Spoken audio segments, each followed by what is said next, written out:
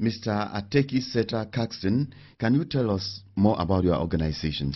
NewSETA is a youth-led organization created in 2013, focused on youth empowerment and policy advocacy in Cameroon. We try to accomplish these particular goals by research, trainings, and actually doing policy advocacy throughout our work. So we actually have current campaigns that are going on right now. We have campaign to reduce the voting age in Cameroon from 20 to 18, known as Vote 18 campaign. We have a national program known as Repair, Rebuilding Peace Through Actions with Inclusive Reach, which brings thought leaders from all the 10 regions of Cameroon for 2 semesters to have trainings on peace, democracy, youth leadership, and participation. When you say we, can you tell us who is part of the executive structure of NewSETA? NewSETA is actually a youth-led organization. So we have our board, for example, is made of young people. Our program staff is also made of young people. And I think I'm the eldest. I'm just 33 in the organization. So it's a youth-focused organization. When you say youth, can you define the age group you are dealing with? In Cameroon, the legal conditions for being youth is between the age of 15 and 35. And that is in the youth policy document of 2006. There is also the African Charter on youth, which recognizes youth to be those between the age of 15 and 35 as well. You organized this event in Yaoundé. Can we know what was the motivation behind it and who was your target group? The program Repair really targets young thought leaders, leaders of organizations, non-governmental organizations, and even those who want to get into the field of practice in democracy, peace, development. We launch a call for application basically as this category of people, young people within the age range of 15 and 35 who are involved in democracy work, peace work, governance, accountability, all of that, so they can apply and get trained to be able to enhance the work that they're doing on the field. So the program is structured in 2 semesters. So the first semester focuses on democracy and peace. To try to contextualize our training to respond to the current situation in Cameroon, but also tries to make sure that young people themselves can go out back to the field to give out what they have acquired through the trainings in what we call step down, pass it on activities. And then when they carry out these pass it on activities in the different regions, they report to us, and that's the precondition which permits them to participate in the second semester of the training, which is what is going on right now for the second semester, which actually is the last phase of the training and where they get the certificates of completion. How many participants are taking part in this second semester? They're the same participants that took part in the first semester that are taking part in the second semester. So we have 40 young people. And maybe a reminder, I wanted to emphasize that through the different step-down activities, the young people reach out to a minimum of 30 young people in the field, which are their peers. So they now pass on what they have acquired through the trainings. And so when we accumulate the number of people who are touched directly through the work that we do through this program, then we can talk about 1,200 young people that we touch annually. You're talking about young people and democracy, but the observation we make in Cameroon is that young people seem not to be so interested in politics, registering for elections and voting. That's what we've observed from the field. Like, young people are not really taking part in elections, they're not voting, they are not even interested. And actually, sometimes you say young people who are under 30 are not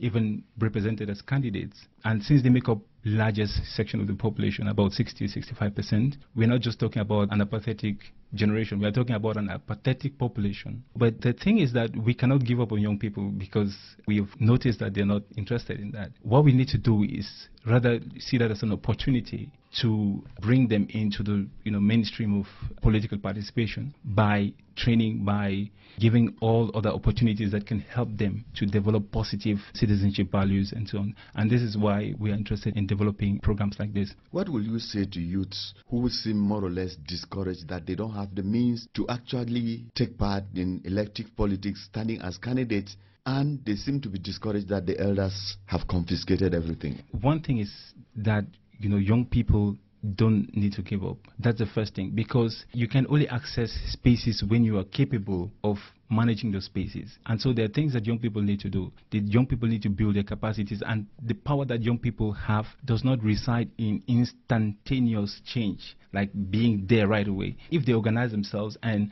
take gradual measures, they can be there. Given some 5 years, 10 years, they will be there. So the narrative, how this problem has been discussed is that young people are not there currently, and so they're not viewed as competent leaders. But I'll tell you that I've seen young people who are making a difference in the field. I've seen young people in other spaces which are not effectively those that you have to sit in a position and make decisions. Young people are demonstrating leadership, and you can see that. For example, let's take those who represent us in international competitions. Let's take the national football team. They're under 17. They recently won the African Cup of Nations in Tanzania. These are young leaders. Everyone was moved by their participation. It's not like they must be able to sit in decision-making spaces. It's true that there are a lot of things that have to be adjusted in terms of creating an enabling environment for young people to participate. When you look at the age of running for the Senate, for example, the minimum age is 40. I think it's too high. When you look at other countries that are more advanced than us, France reviewing its age for those who run for the Senate from 35 to 24 in 2008. So we getting it this high, it looks like we don't believe in our young people. We don't feel like they have any contributions to make to the development of Cameroon. So I think creating that enabling environment is very important, but also training young people to be able to fill those capacity gaps that they have, to be able to take leadership and practice it and do it in a way that everybody is going to be comfortable is very important. But also we need to help them already develop those skills at the moment. We have something they call positive youth development, and positive youth development is creating opportunities and support systems for young people to contribute in ways that are valued and respected. You also talked about peace as one of the activities in which you are involved. What is really your involvement in peace initiatives?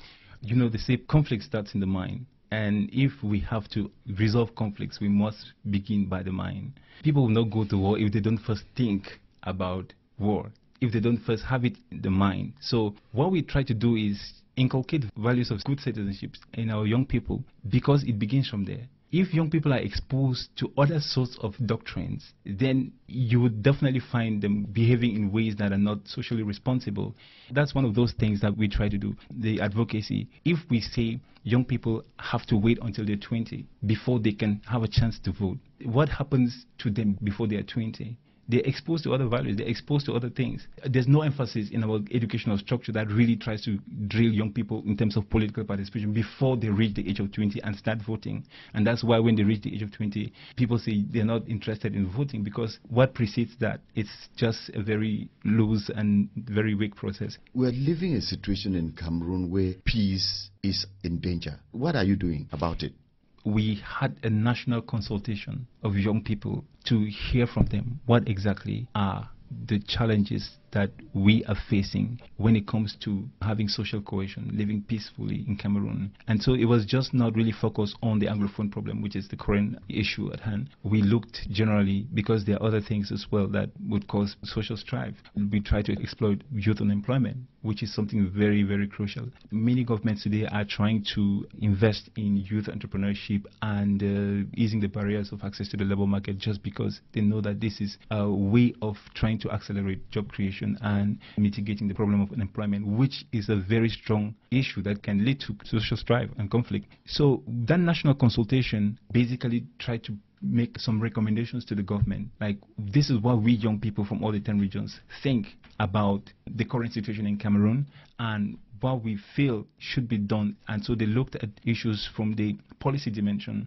from the institutional dimension, and from the programmatic dimension. So at the policy dimension, they were trying to advocate legal reforms that we can cite, like the reduction of voting age, which is a constitutional thing. For example, our youth policy has not been reviewed ever since it was created. We have the anti-terrorism law, which people feel like there's some sort of discomfort with which people can be able to go when it comes to trying to use different arguments such as national integrity and national sovereignty to be able to kind of quell down on democratic practices. If there's any youth out there who is interested in what you are doing and want to get in touch with you, how do they get to you? They can get to us through our website. If they go to www.newseta.org, they can actually see the work that we're doing, and then there's contact information there. Our email is info@newseta.org, and our mobile contact is +237 67791 8765. Mr. Ateki Seta Caxton, Executive Director of the Network for Solidarity, Empowerment and Transformation for All, NewSETA. It was a pleasure having you as guest on the CRTV. It was a pleasure talking to you.